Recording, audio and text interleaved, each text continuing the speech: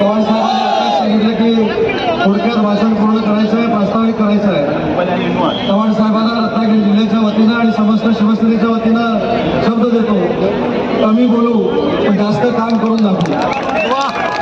आणि राणे साहेबांना मगाशी गटार साहेब तुमचा वाढदिवस आहे, तुम्हाला देखील मनापासून शुभेच्छा देतो। तुमचं वय फक्त कोणाला सांगत नाही, तुम्हाला देखील मनापासून शुभेच्छा। पण तुम्ही जे सांगितलं की 400 पार आपण करणार आहोत, आमच्या शिवसेनेच्या वतीनं राणे साहेबांना शब्द आहे, या 400 पार मध्ये राणे साहेब फार मोठ्या मताधिक्यानं असतील हा शब्द निमित्तानं देतो।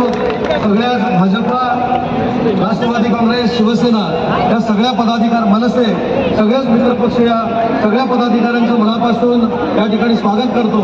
आणि जाता जाता एकच महत्वाची गोष्ट सांगतो की शिवसेनेमार्फत आमचे एक मतानं निवडलेले उमेदवार किरणमय्या सामंत हे शिवसेनेचे उमेदवार म्हणून इच्छुक होते, परंतु काल ज्यावेळी महायुतीचा उमेदवार जाहीर झाला त्या दिवसापासून शिवसेना म्हणून आम्ही कामाला लागलेले आहोत आणि महायुतीचा उमेदवार राणे साहेबांना फार मोठ्या मताधिक्यानं शिवसेनेच्या माध्यमातून आणि थांबतो। जय हिंद, जय महाराष्ट्र।